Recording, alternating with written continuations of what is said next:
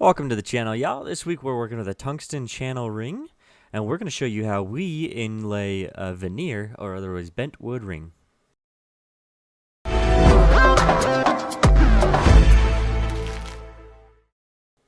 Alright, you can see our tungsten ring there with a 5mm channel. Our ruby, we're going to do a stone inlay. And then we have, I believe, a mahogany veneer that we're going to use to do the inlay. First thing is we need to know exactly the channel width, which looks like 4.62mm channel width. So we're going to need a strip that is exactly 4.62 all the way across. So the first thing I need to do is make one side of this veneer very straight. So I'm going to take a small sliver off this and make sure that that edge that we're working with is straight as possible.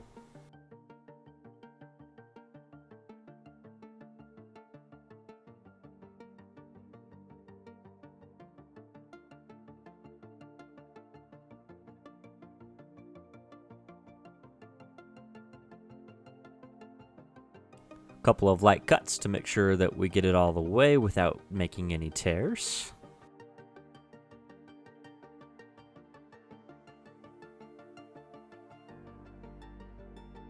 Easy enough. And then we'll use our calipers with a razor blade to mark out exactly 4.62. I used to use a pencil, I used to use a marker, I used to use all sorts of things to make the marking. Now I use the calipers just like this with a razor blade, and it seems to be on every time now.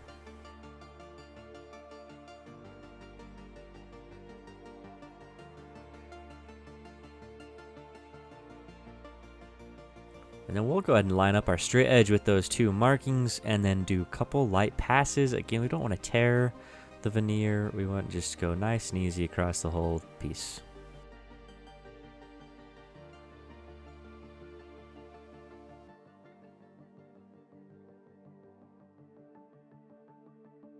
We're going to do a dry fit. Make sure every end, every bit is a tight fit. We don't want too loose. We don't want too many edges on the side.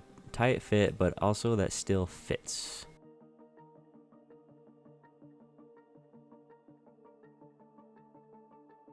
And we will go ahead and dump her in our water kettle that we have boiling. This wood is nice enough. We don't really have to put it in here too long. It is a very bendy, friendly wood.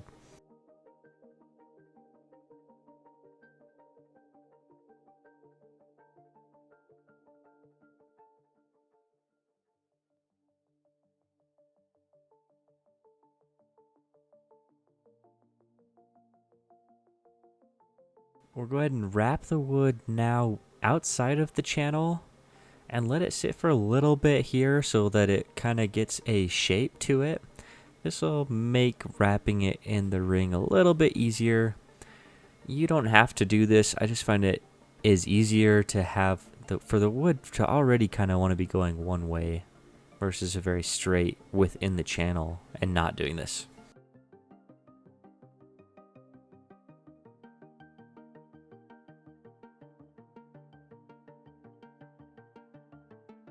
And in this case, I let this dry out all the way, and I probably could have wrapped it dry, honestly. I didn't trust myself, though, so I got it wet again, and then just wrapped it wet instead of dry.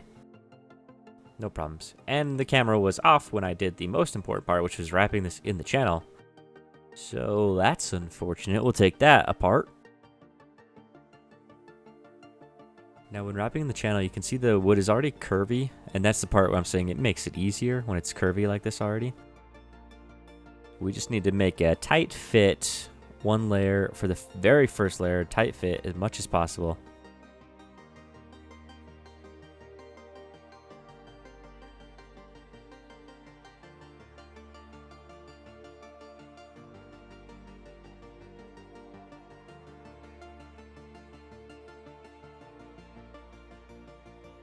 Once we get that tight fit, and then we're just gonna go around the ring over and over again. You'll feel that the ring starts to get a little tighter every single time you wrap your fingers around the ring. And you just do that until you're comfortable with it. The idea is we want every layer to be as tight as possible.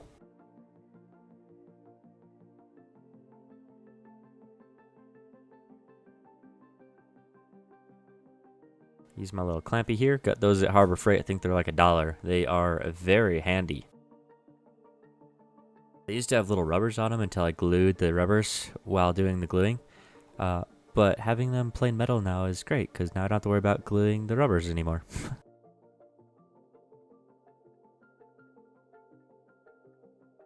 So we just want to soak that in there, make sure it's all up in the channel in every layer.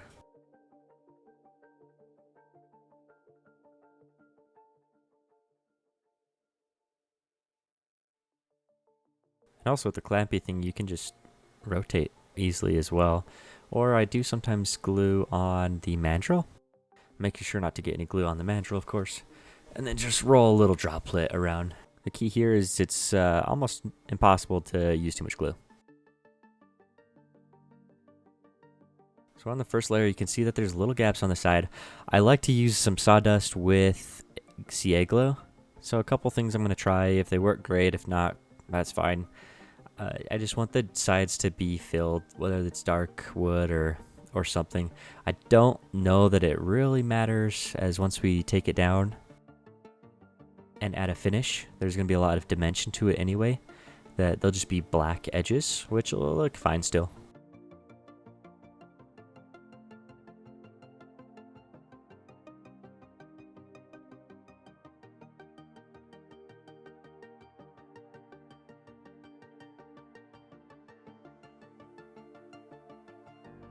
And this is not going to work, but if you wanted to make some sort of paste or something, I probably would have done it earlier, at an earlier step.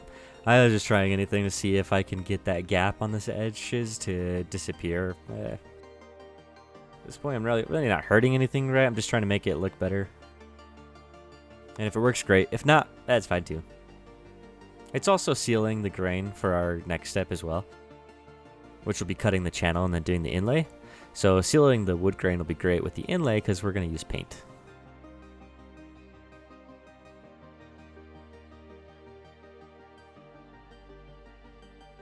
It's just a 1.5 millimeter inlay we are cutting.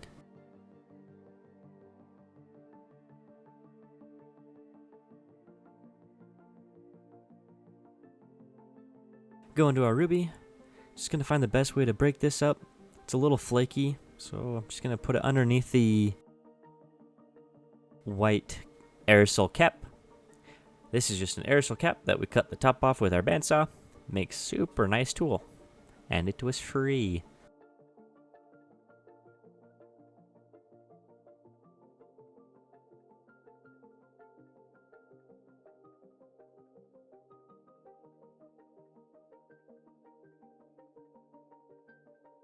One reason I really like this anvil, using this anvil, is that I can go ahead and pull out some stones, and I could just glue the stones right to the anvil. It's super easy to take off glued stone. I just hit it with a hammer until it comes off. And this helps see what the stone's going to look like before it's actually in the channel. I'm kind of deciding whether I want to paint the channel or not, how dark it'll be. From the test, it looks like it'll be good. I try a little section here and ultimately decide that I want to paint the channel based off of this section. Which in the end result, you actually can't even see where this section is. So that means it's good, but you can't hurt adding some color underneath your inlay.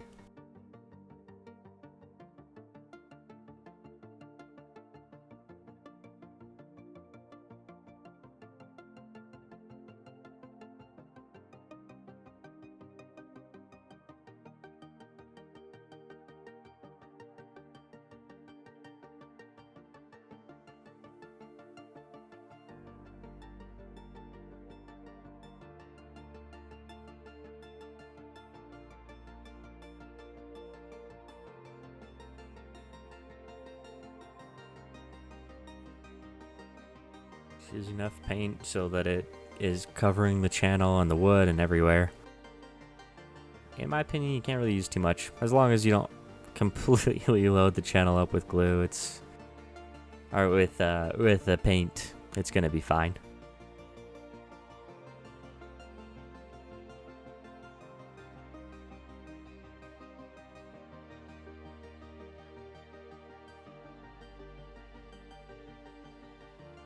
By the way, this black mandrel I'm using is our new carbon fiber nylon mandrel.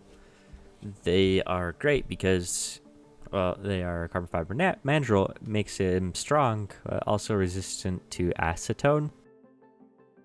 We sell a set for just 25 bucks, which if you are looking to get into mandrels, it's a pretty good deal to see if you like ring making, is what I was thinking. You don't have to spend the tons and tons on metal mandrels.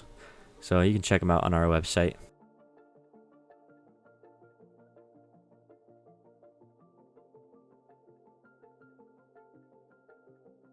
Take a look at this disaster here. Looks pretty good. And there you can't see it. There's actually more color than we can actually see. The video, I think, makes it look a lot more pale right now.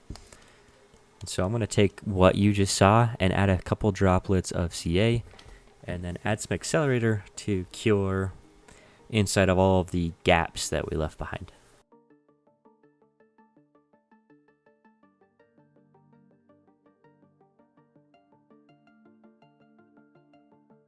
Now, unfortunately, I think I missed a step, which was taking the wood and the inlay underneath the sidewall of the channel. I think something happened in my video here. That's okay. We have a lot of videos. Check them out to see how we do the finishing process of the ring itself. And then we go 220 to clear off the edges. 400 really helps clean up the finish. And then 800 on this one. It looks like as much as we go. From 800, go to the ZAM polishing wheel, which will give us a really good looking finish. So that about covers up for this ring, mahogany with ruby inlay on a tungsten. Thanks for sticking around, guys. Hopefully this was helpful to you. Go try out a bentwood ring inside of a metal band and see how it works for you. See you guys next time. Thank you.